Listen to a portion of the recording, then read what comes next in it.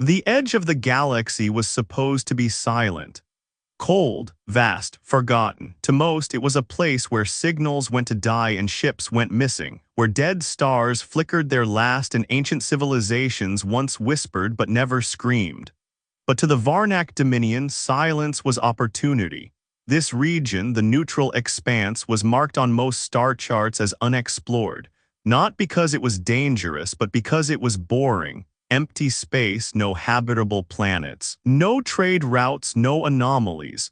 That's what made it perfect for expansion. So when a Terran signal was picked up there, faint, rhythmic, and unmistakably human, it became a matter of imperial curiosity. And then it became an excuse for eradication. High Commander Zurath of the Fifth Ascendancy stood tall on the observation deck of the Sorrow's Edge, his flagship. A ship the size of a small moon, covered in barbed plating and gleaming energy lances. It looked more like a floating predator than a vessel of diplomacy. He watched the void with narrowed eyes, three of them blinking in irritation. A single blinking dot pulsed on the star map. "Just one outpost?" he asked, his voice a guttural rasp through translation filters. "Yes, Commander," replied First Strategist Rel. "Automated scans suggest minimal heat signatures, human architecture, no fleet presence." Zurath's claws drummed on the command console. "Then why send the signal?" "Unknown, possibly a sensor beacon, possibly a territorial claim." The commander's mandibles clicked, "Then they are mistaken." He turned to the comms officer. "Send the warning." "Yes, Commander." The message was brief, as it always was. "This space is now under claim by the Varnak Dominion. Vacate immediately. Non-compliance will result in total annihilation." They had sent this message to hundreds of species. Most never replied. The few that did tried to resist and were promptly erased. The Varnak were thorough. Efficient. 3 hours later the reply came, no hologram, no video feed, just a line of text rendered in perfect Varnak glyphs. "This is your only warning." Silence followed. For the first time in years, Commander Zurath's spines lifted with unease. 12 ships formed the vanguard of the Varnak fleet as they approached the neutral expanse, each a monster of war, bristling with plasma scythes, a singularity flak cannons, and reinforced gravity hulls. The sky around them shimmered with hyperspace wake. When they exited the fold, the region stretched out before them like an abandoned graveyard. Asteroids drifted lazily. Debris fields littered the black, faint radiation, empty stars, and then they saw it, a single Terran structure. A listening post no larger than a civilian trade hub sat nestled inside the bones of a shattered moon. Its design was unmistakably human, utilitarian, unpolished, grim, no weapons visible, no shields, just a station, and one ship. Not a fleet, not even an escort, just a solitary human warship parked alongside the station like a wolf sleeping next to a campfire. "What class is that?" Zurath asked. Strategist Rel was already scanning. "Unknown, designation not found in Terran public registries. It appears outdated, perhaps a relic from the early expansion era. Crude materials, no active energy weapons detected."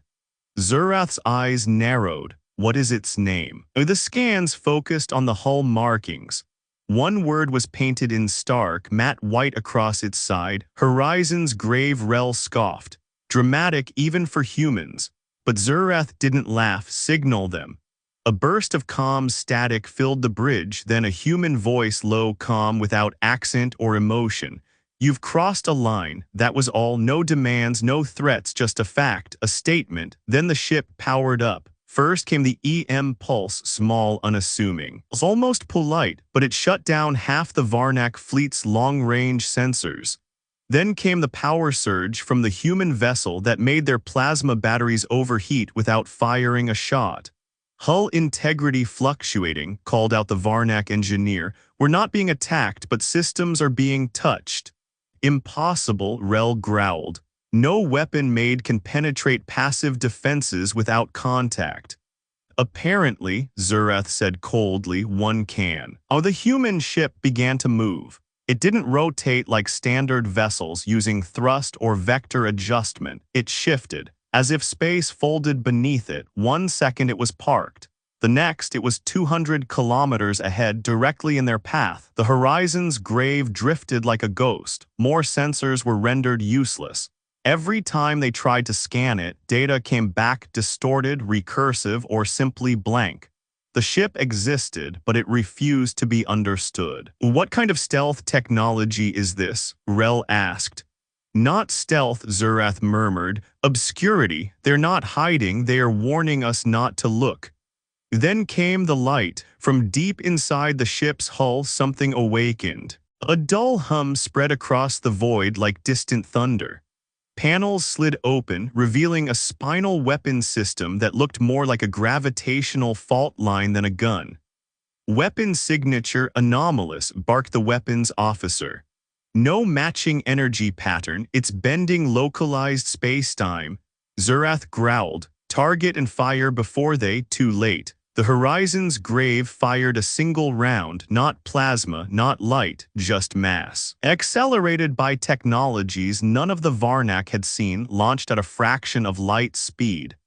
The round didn't explode, it didn't flash, it simply struck the lead Varnak cruiser and deleted it. No wreckage, no radiation, just a circular wound in space where the ship had once been. Silence returned, and suddenly the stars felt very far away. Zurath stood frozen. Behind him no one spoke, then the human voice returned. This was restraint. The screen faded. Strategist Rel's voice was hushed. "We should retreat, we must consult the High Senate." "No," Zurath said slowly, though his voice trembled. "We brought war to their doorstep, now we must see how far that doorstep reaches." The horizon's grave began turning again, slowly revealing more of its weapon systems, each one older than the Dominion itself and vastly more terrifying. Because they weren't active, they were ready, and that was worse. Above the forgotten moon, in the space the galaxy had ignored for eons, a line had been drawn, not in blood, not in treaties, but in the quiet warning of a ship that should not have existed. And the galaxy would soon learn what it meant to cross it. The command deck of the Sorrow's Edge was a cathedral of silence. No one moved, no one breathed louder than necessary. Commander Zurath stood with his claws clenched, staring at the empty space where the Vanguard cruiser Talshar had been gone in an instant, erased as if it had never existed. "Replay that last moment," he growled. The holoprojection flickered. A slowed rendering showed the moment of impact or what little could be captured. A black projectile, no larger than a cargo pod, moving at a speed so obscene the camera could barely follow it. When it struck, the Talshar seemed to stutter as if the data feed broke and then vanished.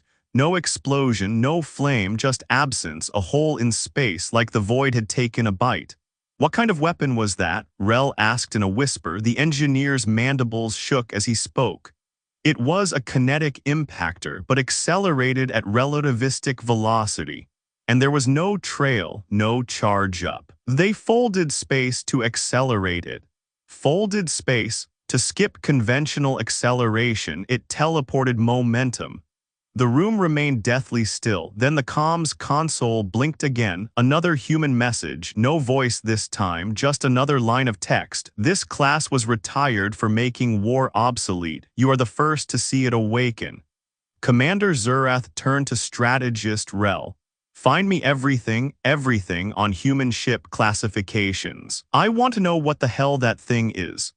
The Varnak Dominion had long prided itself on its intelligence networks. Their spies had catalogued thousands of warships across the known galaxy, but the humans, most of their vessels were open data, public records, boring. They used names for their classes, Hope, Liberty, Vigilance, but this Horizon's Grave was not in any database. Rel stormed back minutes later, carrying a data slate thick with Terran history. "Commander, I believe I've found it, buried in declassified Earth military history.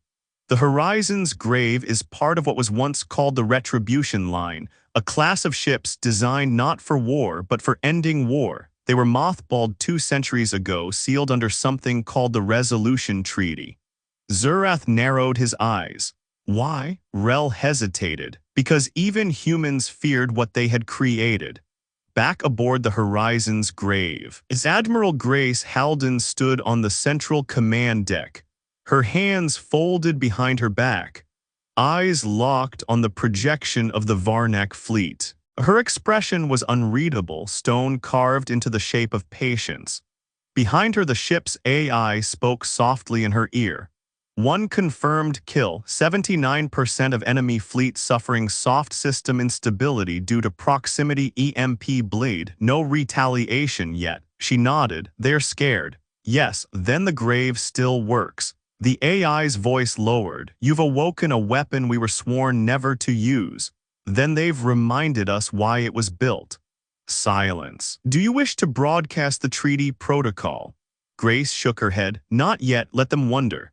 She walked toward the forward observation platform where the viewing glass ran in a long arch, displaying the vast dead sea of stars ahead. The hull beneath her boots was ancient steel, but the heart of the ship was alive. The Horizon's grave was the last of its kind, a Leviathan-class diplomatic deterrent vessel, not a battleship, not a carrier, not a destroyer. A reminder. A ghost forged from every war humanity had ever fought, shaped by the ashes of civilizations they'd refused to kneel before. Not built for domination, built to force the galaxy to think twice. Grace placed her palm on the metal rail. It was warm. It's good to be awake, she murmured. The ship hummed in response. Commander Zurath was no fool. He had lived through 39 campaigns. Broken 8 rebellions, watched suns crack under Dominion weapons. But never, not once, had he seen a single ship dominate through presence alone. This is no fluke, he muttered. It's a doctrine. Strategist Rel nodded. I believe the humans never intended to win wars. They intend to end the need for them. What does that mean? Rel read aloud from the recovered Terran document titled simply Doctrine Strategic Overmatch. The purpose of overwhelming force is not destruction, it is deterrence. When we act only once and only decisively. We do not escalate, we end, and if our enemies survive, they do so because we let them. The words sent a chill through the bridge. Commander, the communications officer interrupted, receiving long-range fold signatures. From where? Terran space. How many? The officer looked pale. 7. Zurath's spines bristled. 7 ships. No, Commander. 7 lines. Clarify. They're not individual ships. They're capital formations, each with multiple high-mass energy readings. They're arriving to reinforce the outpost. Zurath stepped toward the viewport, feeling the cold rise in his bones, so the humans had drawn a line. And now they were sending a message, you've crossed it. The Horizon's grave didn't move, it didn't need to, but as the first of the human reinforcements arrived, the stars seemed to bend around them. These were not sleek, beautiful vessels. They weren't painted with honor crests or victory runes. They were machines, unadorned, utterly pragmatic. Designed to do one thing, prevent wars by ending them before they began. The lead vessel, a massive angular construct twice the size of the grave, carried no name visible to the eye, but internal scans from the Varnak ships identified it, the UES obsolescence. As if its very existence declared, your weapons, your fleets, your history, are now obsolete. The Varnak fleet, once confident, once proud, now floated like children who had knocked on the wrong door. And behind that door, humanity was awake. Commander, Rel said slowly, we need to stand down. No, Zurath replied. His voice was soft, not defiant, not desperate, just honest. If we retreat now, we will spend the next century living in fear of that ship. We need to understand what we're facing. Then ask politely. Zurath nodded once. Open a channel. The screen blinked to life. A moment passed. Then came the human face. Admiral Halden. Silver-haired, eyes sharp enough to cut metal, not unkind but unrelenting. This is Commander Zurath of the Varnak Dominion. I formally request identification and purpose of your vessel. She nodded slowly. You're speaking to Admiral Grace Halden, commanding officer of the UES Horizon's grave, diplomatic vessel Terran Pact. You call this diplomatic? Her smile was not friendly. In human space, diplomacy means we say please while standing behind the biggest gun we have. Zurath tilted his head. This class, this ship, it's not in any active record. It wouldn't be, she said. This ship was meant to sleep forever. Why awaken it now? She leaned forward. Because you crossed a line and the galaxy needs to remember that humans do not draw lines lightly. Back on the Sorrow's edge, the bridge crew whispered to one another. There were stories old, buried rumors from the first human conflicts. That there were ships that Earth had built in the early days of galactic contact, ships too dangerous to use, ships designed only to be seen once. The Retribution class. Vessels whose names were not threats but promises, horizons grave, final say, consequences, regret. Some had laughed at those names, now they understood. They weren't just ships, they were philosophies, and this one had just returned. Admiral Halden's final message before the channel closed was brief. You are welcome to retreat, you will not be pursued, you will not be punished. But understand this, the next time your fleets cross into human space, we won't bring the past to meet you, we'll bring what comes after. The screen went dark, and for the first time in its long and brutal history, the Varnak Dominion did not respond with weapons. It responded with silence. The Varnak Dominion had not retreated in 500 years. They had overrun planets, annihilated resistant species, and absorbed whole civilizations into their ever-growing ascendancy. Their military doctrine was built on the premise that resistance was temporary, and all opposition could be broken by fire and inevitability. But the silence of the Terrans was louder than any defiance they'd ever faced. Commander Zurath had not ordered retreat, not yet, but he also hadn't ordered an attack. That alone was unprecedented. 12 ships, each a monument to Varnak supremacy, stood adrift and waiting in the dark, and the humans just watched. That was worse. On board the Horizon's grave, Admiral Grace Halden reviewed the reports in solemn silence. The system was calm, no energy spikes, no combat maneuvers. The Varnak were stalled. Like a predator caught looking into a mirror. The ship's AI, designated Kara, broke the stillness. Admiral, external probes confirm 3 additional Varnak fleets have exited hyperspace on the system's edge. They are holding position behind an asteroid cluster. Halden looked up sharply. How many ships? 37, including 2 capital-class carriers. That's a full retaliation force. Yes, they are still trying to understand us, she murmured. They're trying to corner a thunderstorm. The Dominion called it Protocol Drenger, a full system encirclement designed to overwhelm a hostile stronghold from all angles at once. It had never failed, until now. As the flanking fleets moved into formation, the Horizon's grave remained still. The black ship didn't flee, didn't raise shields, didn't even send warnings. The Varnak formation tightened. Zurath stood on his bridge with his claws behind his back. He knew the playbook. The outer fleets would converge, cut off escape. Then pulse weapons would collapse the enemy shields while the carriers launched swarm pods. It was beautiful in its brutality, but somehow it felt wrong. He looked at the single Terran vessel ahead. It floated like a shadow, no visible power fluctuations, no offensive posture. A passive predator. No visible weapons trained on them, and yet his instincts screamed at him not to fire. Strategist Rel spoke hesitantly. Sir, perhaps we should attempt. The space in front of them fractured. It didn't tear, it folded like a page turning in a cosmic book. Something stepped through. It wasn't a ship, not in the conventional sense. It was too vast to be seen all at once. Angles bent. Light refused to stay consistent. It had no engines, no markings, but every sensor aboard every Varnak vessel lit up in alarm. Mass signature, invalid hull composition, unknown function, redacted even the Dominion's black archives with every forbidden technology catalogued from 1,000 worlds, returned only one word. Excommunicated. Zurath's voice cracked. "What is that?" And from the comms came a single human voice echoing with layered distortion. "You attempted to understand what cannot be contained." Admiral Halden stood watching as the entity classified only as Osiris in Earth's deepest military cores drifted through real space, leaving no wake, no trace, no mercy. Kara spoke softly. "Osiris has accepted the ping. Good, we won't need to escalate further." "Are you sure they brought reinforcements?" "They brought assumptions." Halden replied, "We brought memory." And memory to humans was a weapon. The entity did not attack, it merely moved.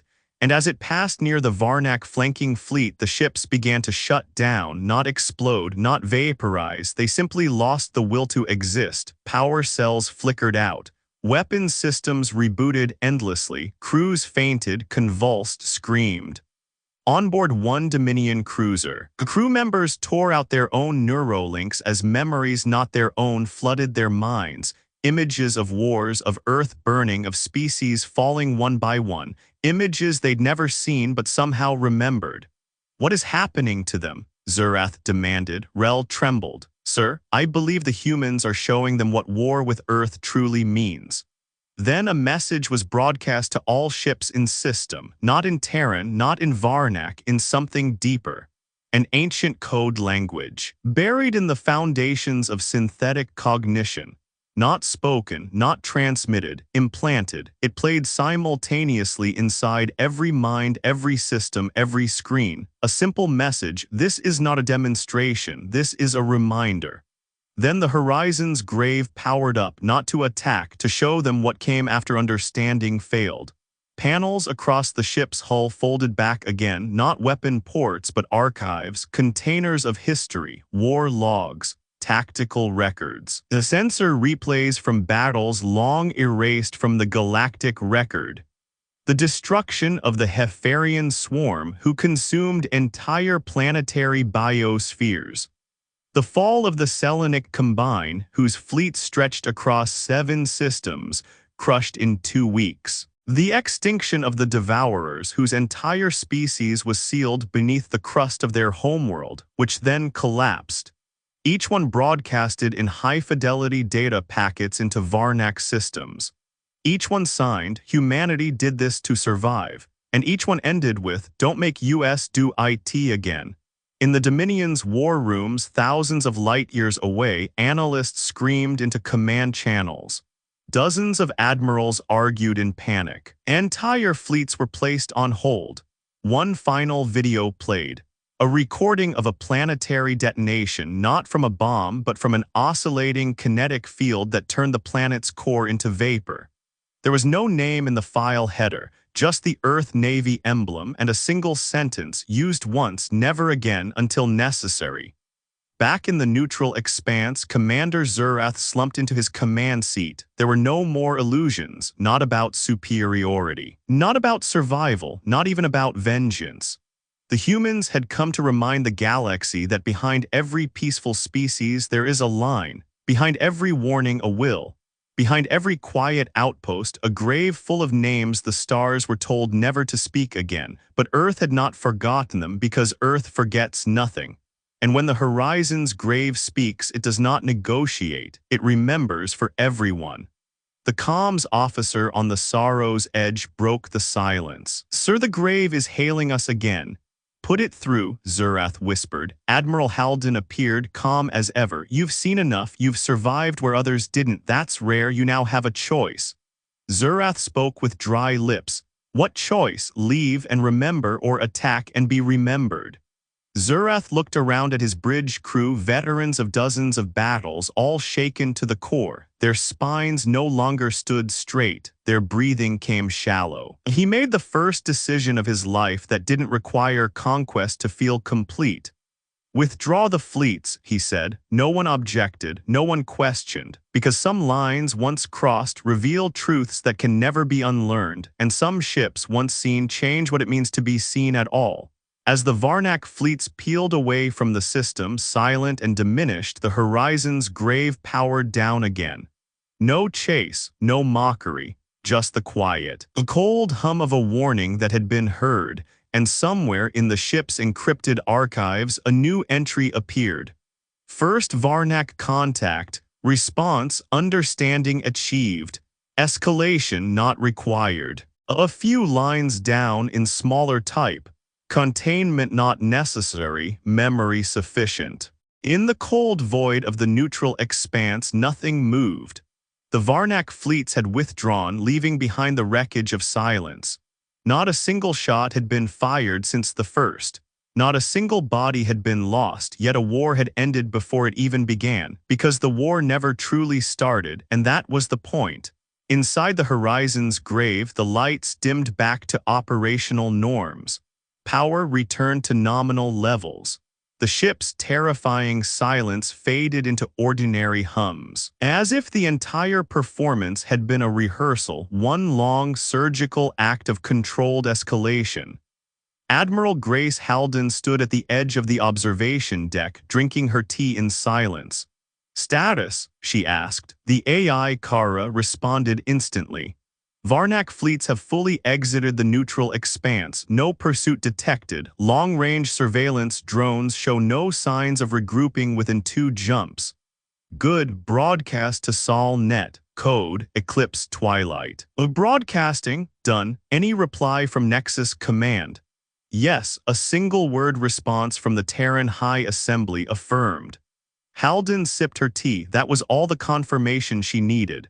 Across the stars, in council chambers and private war rooms, species watched the data stream in with unease. The humans had arrived quietly. They had responded calmly.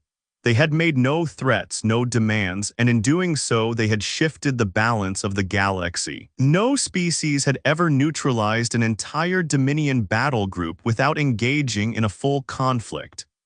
No power had ever fielded a warship that erased from memory as much as it dominated the battlefield. And no government had ever withdrawn with such precision and pride intact after being utterly outclassed. It wasn't war. It was doctrine, and worse, it was effective. At the edge of council-controlled space, Ambassador Valen of the Ilarian Concorde sat alone, replaying the footage of the horizon's grave. She had seen Earth's rise over the last century, but even she hadn't expected this. The ship's appearance, its silence, its restraint, the message it carried, "We are not here to fight, but if you insist, you will only experience it once." She whispered to no one, "How long have they been preparing for this moment?" And then she realized they weren't preparing, they were waiting. Meanwhile, on the far side of the galaxy, in a sector with no name, a small human colony continued mining an asteroid field in peace. Children played in the artificial gravity parks. Farmers grew bio-sustained crops. Soldiers trained quietly in the background. None of them knew the horizon's grave had deployed, and that was exactly the point. Back in the expanse, a new ship arrived, one not shaped for war but for words. The UES Resolution, painted in whites and silvers, bore no weapons. Its purpose was not to intimidate but to explain. Aboard it, Envoy Aaliyah Monroe, Earth's chief diplomatic officer. She stepped aboard the grave, her heels echoing across the ancient metal, nodding to Grace Halden as she approached. "Well," Aaliyah said, "that was dramatic." Halden gave the barest smile. "It worked. It always does." They stood in silence together, looking out at the empty stars.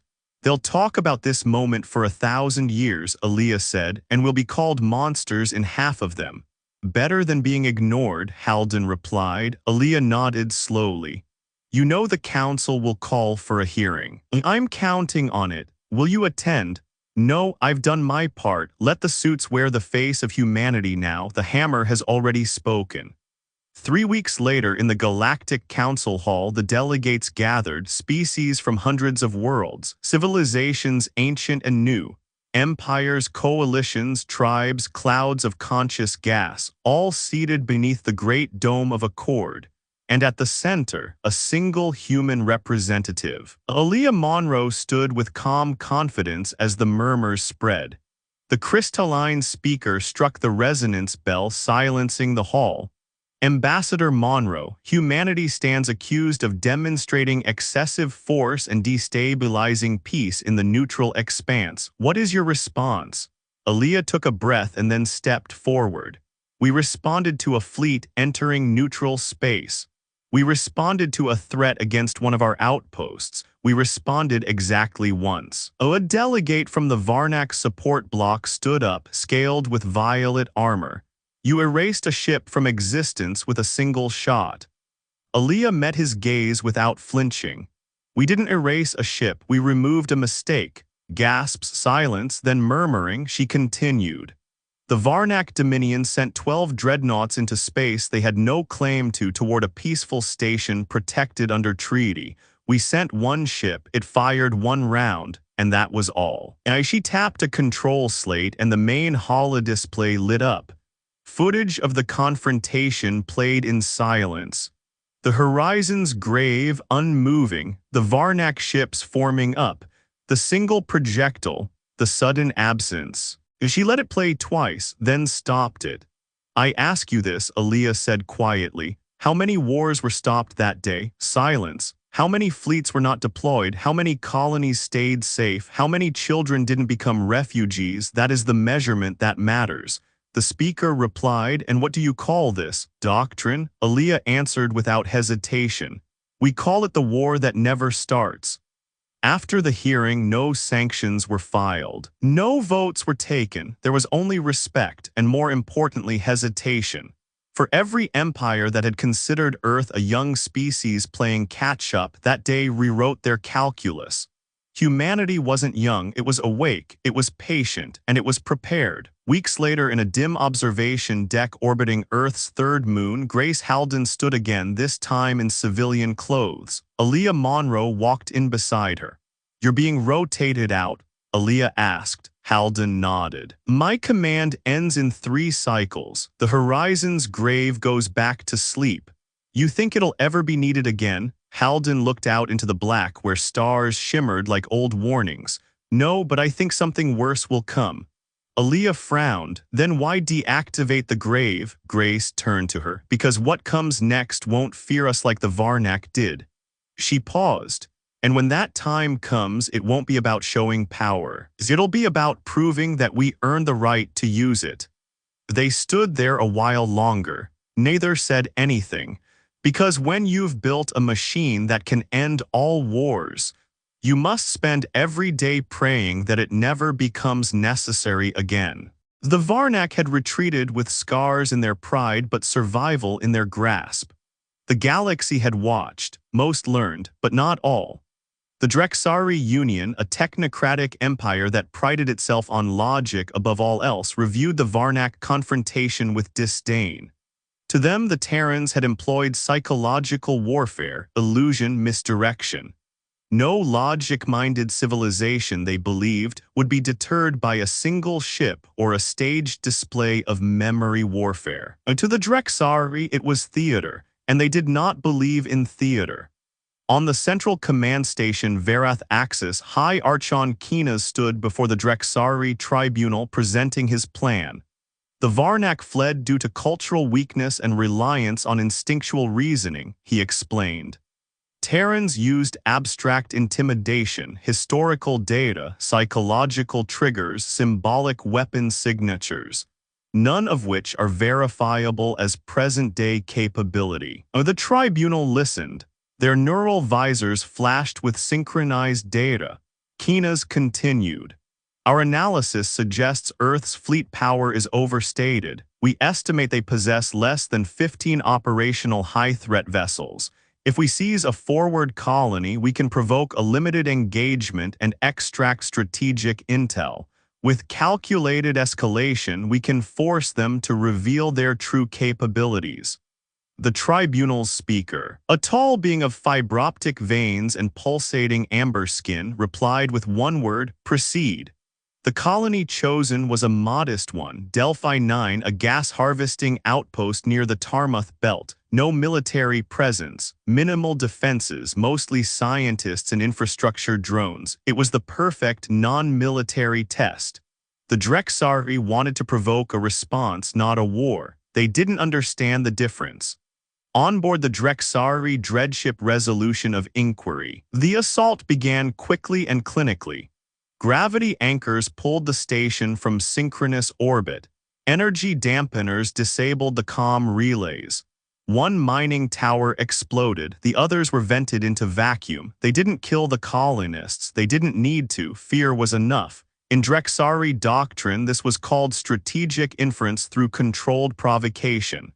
Within 40 minutes, Delphi 9 was theirs, and the Terrans had been silent until they weren't. It's exactly 6 hours after the last Drexari troop landed, a transmission arrived. It didn't come through conventional comms. It wasn't encoded in any known frequency range. It simply appeared as thought forced into every Drexari mind on board. You disregarded our warning. You touched what we shield. Now witness what we protect from the stars themselves. Then silence. One word blinked onto their bridge holo. Consequences space buckled, not folded, not warped, collapsed. A spherical gravity inversion swallowed the local star's corona, dimming all light in the system for 11 seconds. Then came the sound, not audible, but sensed, like a scream buried in quantum fabric. And then the horizon's grave arrived. But it didn't come alone. This time it was not restraint. 5 human ships materialized. One was the grave. Another, the UES Iron Memory, an anti-siege platform that hadn't seen light in over a century. The third, Blackwake, a stealth vessel so classified it didn't even appear on Earth's own fleet registry. The fourth and fifth, null-class cleaners designed not to fight fleets but to erase battlefields. They did not signal, they did not demand. They simply drifted forward. High Archon Kinas tried to raise comms. The human vessels did not respond. Tactical AIs aboard Drexari vessels began refusing commands. They displayed an error message. Conflict survival probability 0.003%. Autonomy enacted for preservation.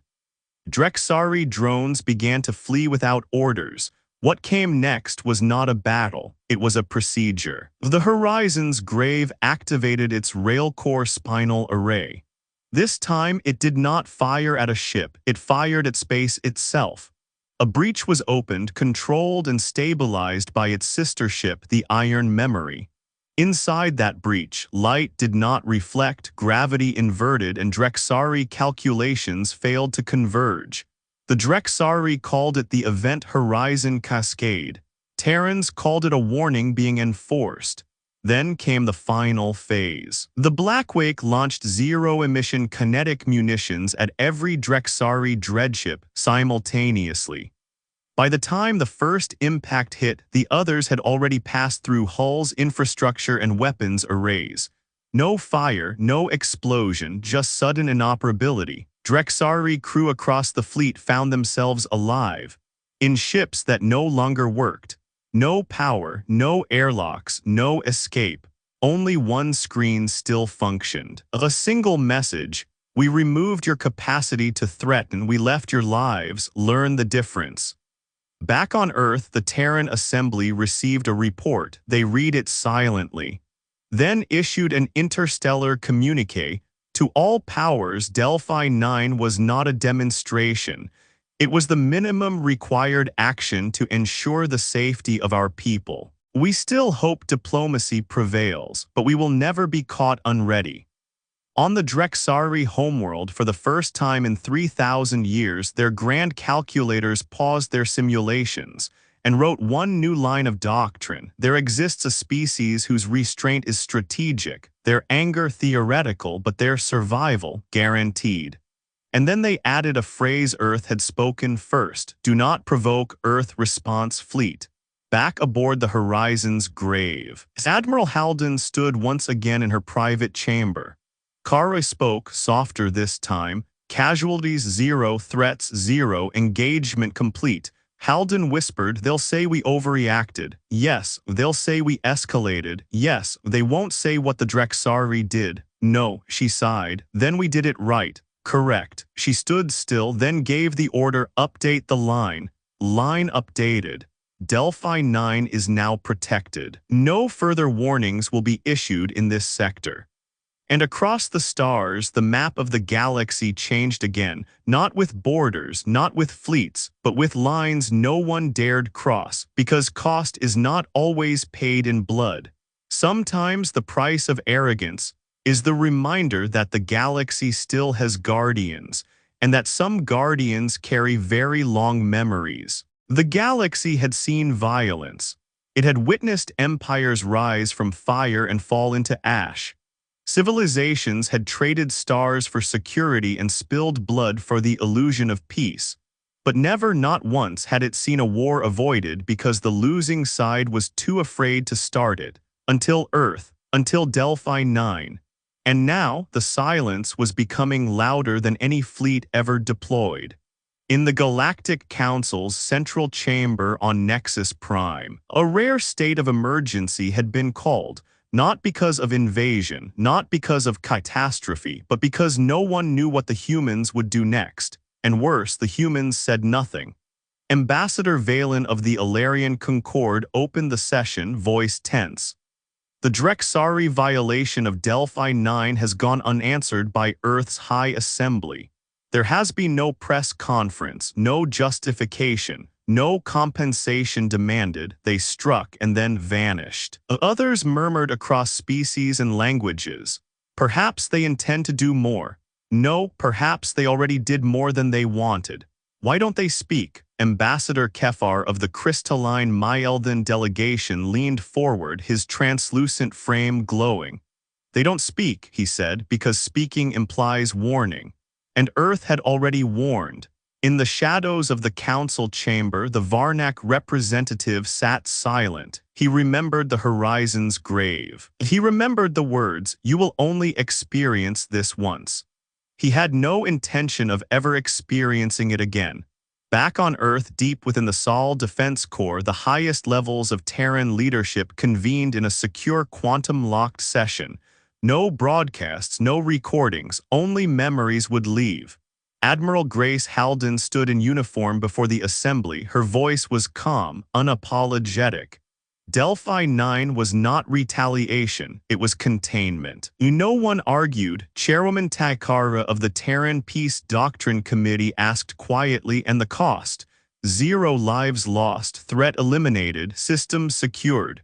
Will it happen again? Grace looked directly at her. It depends who decides to stop listening. The conversation turned to a protocol one rarely invoked, protocol silence. An ancient Terran policy born from the early days of interstellar contact, when humans were still learning how fragile galactic peace could be. It stated, there may come a time when words fail, when deterrence is not enough, when presence itself becomes escalation. In those moments we do not threaten, we do not repeat, we enact only silence. The silence protocol had only been triggered once before. Centuries ago, against a species that no longer existed. It wasn't even a war. Just a quiet, methodical disappearance from all contact, first diplomatic, then economic, then tactical. One by one, that species' fleets malfunctioned. Their colonies lost atmospheric support. Their star lines unraveled. By the time they realized they were under attack, nothing remained to surrender. That extinction was not discussed. It was not mourned. It was simply omitted from history, as if silence had swallowed them whole. Now Admiral Halden stood once more before that threshold. Chairwoman Takara asked, "Are we activating it?" "We should," Grace said, "because the Drexari weren't the real test." A quiet murmur ran across the assembly. "They provoked us," another leader said. "They underestimated us," added another. Halden shook her head. "No. They misinterpreted us, like many before, like many still watching." She tapped the screen. A star map expanded across the room. Dozens of listening posts along the frontier lit up. Tiny Terran stations embedded in asteroid belts floating under false civilian transponders tucked away in the corners of unregulated space. Each one a sensor, each one a tripwire, and each one now pulsing red, unauthorized scans, cloaked movement, testing the edge. The galaxy had not learned, so Earth would teach it without speaking. The order came through in one sentence: enact silence. Across Earth's forward positions, systems went dark. No comms, no pings, no telemetry, just quiet. Ships were recalled from neutral zones. Diplomatic channels went dormant. All forward operations were scrubbed from public access. The Terran fleet didn't hide, it simply became unseen, and the galaxy began to panic. Ambassador Valen stood again before the council. We have lost contact with Terran representatives on 12 stations. Their embassies are closed. Their fleets have recalled. We have no open channels. The crystalline speaker's voice rang cold across the chamber. And have they declared war? No. Have they issued threats? No. Have they responded to requests for clarification? No. Then the humans are enacting something ancient, the speaker said. They have gone silent.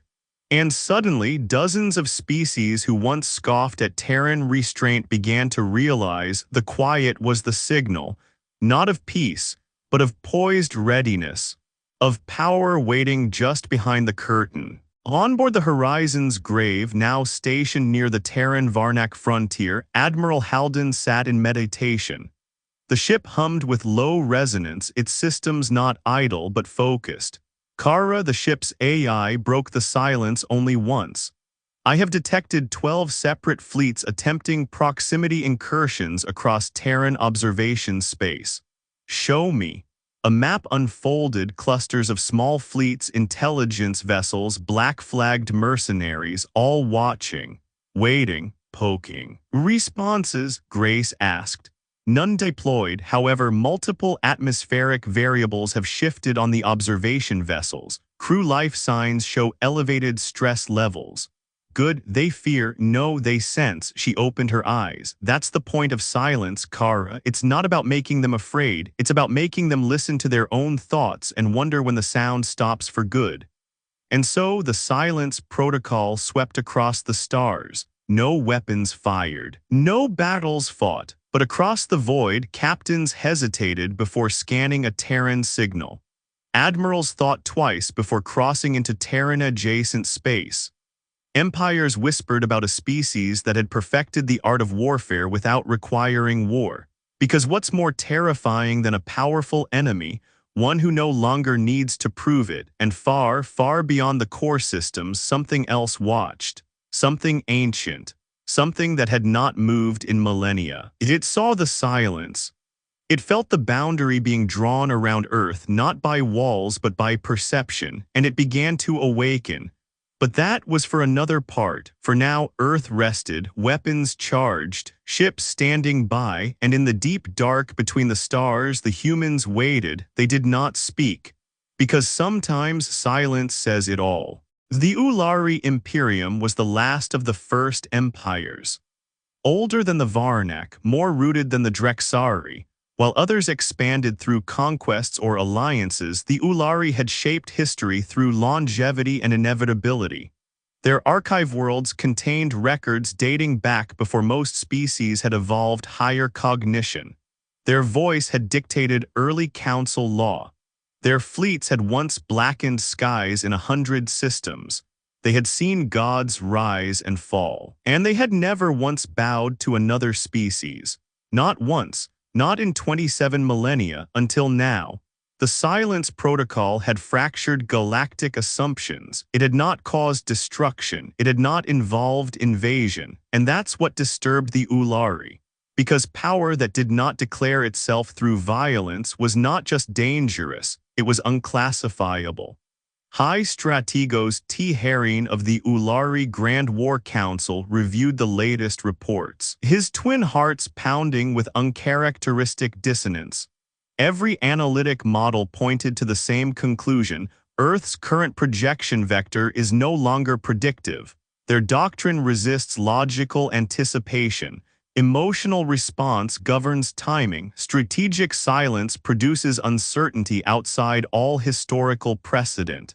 He looked across the war table at his fellow elders. These are not conquerors, he said. They are a boundary. and we have trespassed. It began with an Ulari science vessel, Vathkorin, crossing into a Terran sensor shell cloaked under non-combat status. They wanted to test the silence to see if Earth would enforce it with weaponry or diplomacy. They expected warning signals. They expected intercept drones. They received neither. Instead, the Vathkorin found themselves disconnected from the stars, from home, from each other. The ship's crew reported fragmented time perception. Star charts no longer aligned with known constellations. Internal clocks desynchronized by full seconds per minute. Holographic systems bled visual anomalies, faces replaced by static.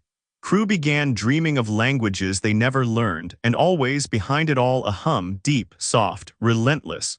When the Vathkorin limped back into Ulari space, 4 crew members had suffered complete neural resets. Memories gone, identities broken, they didn't speak. But they trembled at the name Grave, though none remembered hearing it. In the High Assembly on Ulari Prime, the Imperator himself, Mechtrel Roman 7, watched the decrypted memory files with silent dread. He had once stood against the collapse of the Orion sovereignty.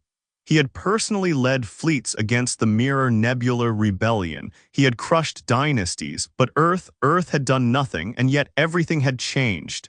We cannot declare war, his advisor warned, because we cannot define what they did to us.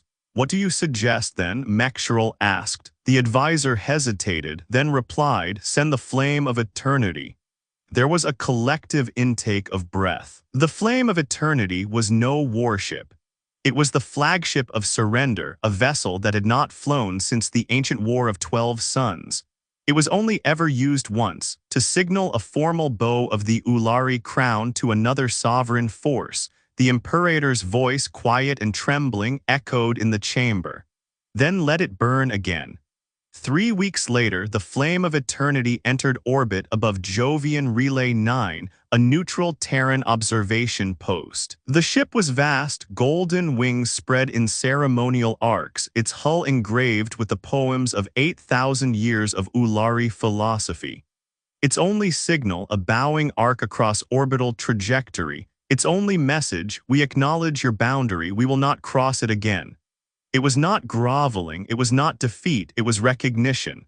Back on Earth, the Terran High Assembly received the bow in silent council. No speech was issued, no response broadcast. Instead, the following entry was added to the official Galactic Archive. The Ulari Imperium has acknowledged the line, further interaction pending, trust rebuild. Simple, cold, unemotional, yet to the Ulari it was grace, because silence from Earth meant 2 things, acceptance or eradication, and now they had chosen the first. Aboard the Horizon's Grave, Admiral Halden received the update and simply nodded. Any movement from other empires? Kara responded. Yes. 17 medium-tier coalitions have requested formal diplomacy sessions. 9 are reviewing border treaties with Terran representatives. 3 have withdrawn all fleets from Terran-adjacent sectors. Good, any probes? None since the Ulari's bow. Surveillance pings have dropped 83%. Then we've reached the eye of the storm. Awaiting your order. Halden stood quietly. No order yet. We wait, we watch, and we remind them without saying a word. What the cost is, as she turned to the viewport, they will learn one by one. Back on Ulari Prime, an elder archivist walked with his young apprentice across the Hall of Banners, where every triumph of the Imperium had been etched into sacred stone. The apprentice paused. But master, why is there a blank panel? The old one replied, that is not blank, it is the memory of what we chose not to challenge. But we didn't lose. No, he said, voice soft. But we almost didn't understand how close we came. And they moved on, in reverent silence. In the farthest reaches of the galaxy where stars gave way to void, a signal pulsed in the dark, centuries old, long forgotten. It reached something older, and it stirred. The silence had reached even them, but they would not bow, and Earth was waiting. Because one day even the stars themselves would understand you do not provoke what never needed to threaten you in the first place. The stars had quieted, the Varnak had withdrawn, the Drexari had recoiled. The Ulari, once proud beyond surrender, had bowed, but in the ancient dark between galaxies something else stirred. It had watched from behind collapsed dimensions and buried civilizations.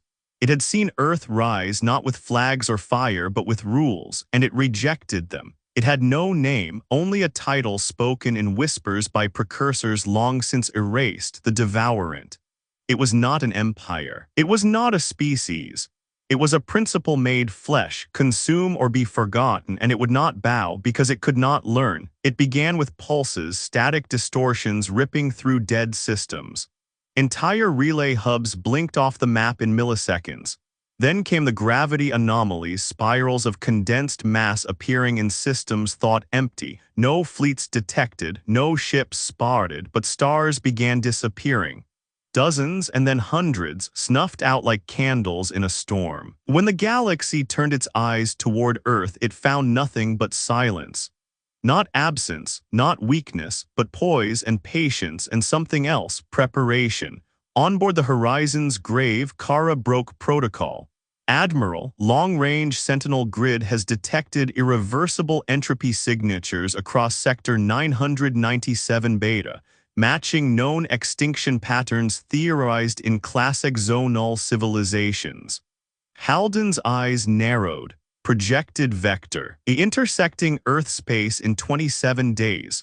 Margin of error 7 days. She stood slowly. Do we have diplomatic options? No response to council queries, no response to Ulari surrender channels, no linguistic structure detectable, no biological markers confirmed. So it's not coming to negotiate.